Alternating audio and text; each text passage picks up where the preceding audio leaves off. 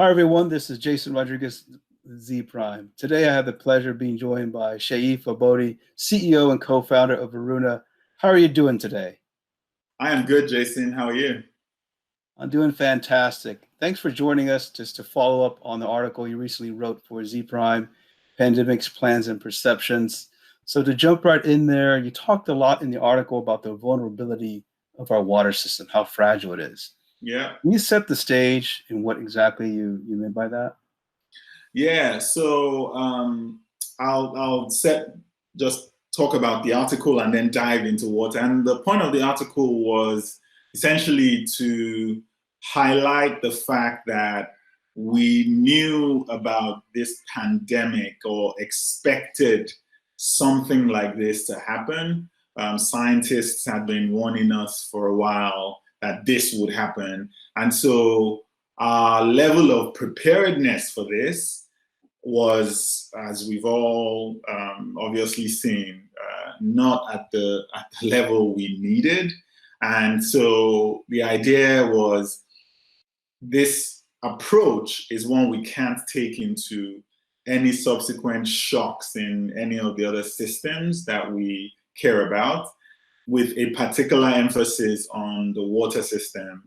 And I think one of the things I tried to point out in the article was complex systems are inherently running in a mode of degradation.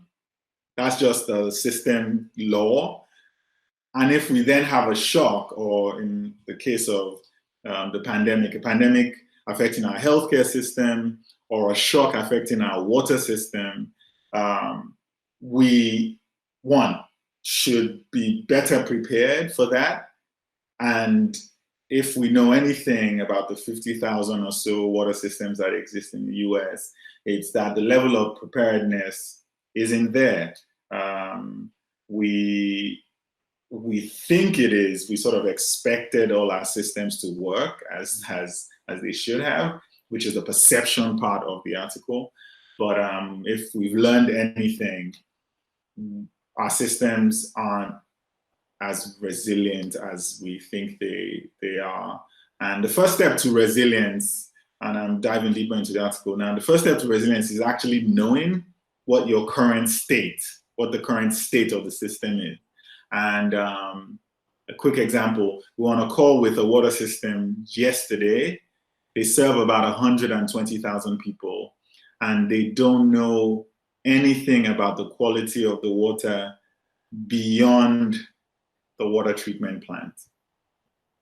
And if you don't know anything about the water quality beyond the treatment plant, it means if a contaminant shock happens, you have no visibility, or you're not prepared to address it, So that essentially was the call I was making out in the article about we need to plan for any pandemics or shocks that might happen, and perception is a big part of what we need to work on, because if we think we're okay, we won't do the work required to get us okay. Thank you. Yes, that next part you kind of led into it there on the perceptions and how that plays a role into not just how you're perceiving this today, but also in the reaction. Can you maybe expand on the perceptions piece a little bit? Yeah. So, and this is the part that always gets tough to share, considering we're still under this pandemic as a society right now. But prior to the pandemic, the perception of a lot of our systems, the healthcare system, leadership, infrastructure, logistics, we had this sort of dissonance. I call it intellectual dishonesty about where we stood. We thought everything was great. But while we had individual examples of exceptional or high levels of expertise or high levels of capability, as a system, we sort of were lying to ourselves that everything was okay. The pandemic came, and those perceptions of the ability to handle any issues that come our way have been shattered. Whether and I'm not even talking about this from a political standpoint or anything, if you're intellectually honest with yourself right now, it is the fact that the systems we had positive perceptions about have been proven to be flawed in their capabilities to handle any of the issues we have.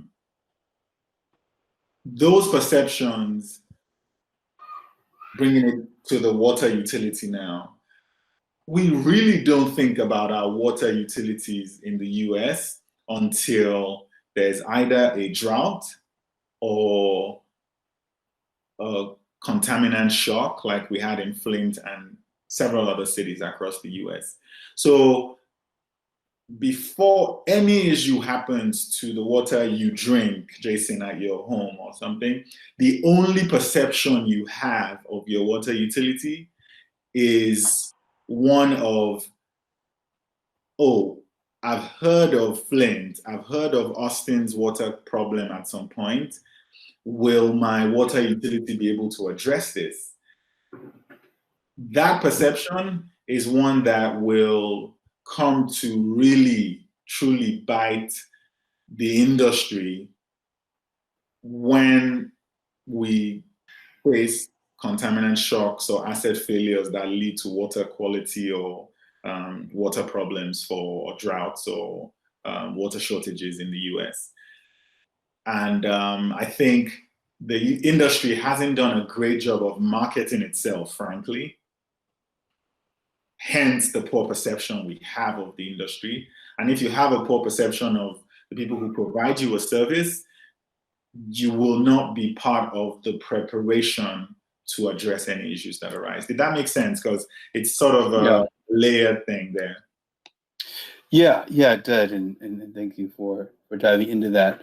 And you also touched on some key calls to action to kind of set the stage. And so I wanted to see if you could share a little bit about that, of what utilities should be thinking about in terms of next steps, in particular to resilience, taking these lessons learned, some the hard way, and how they should be better prepared. Yeah, it's a good question. And I didn't want to be the one who wrote an article talking about the problems and not offering at least some ideas around solutions. So I'll touch on two action items that I sort of suggested, and we've been floating around with some industry experts as well. And I'll touch on two: revenues and the ongoing job losses. I'll give you some numbers and then talk about what I suggest the utilities should do. So revenues are dropping across the board for water utilities. Domestic water demand has increased by about 20%. So roughly just under $3 billion in revenue uptick because we're all at home, using more water at home.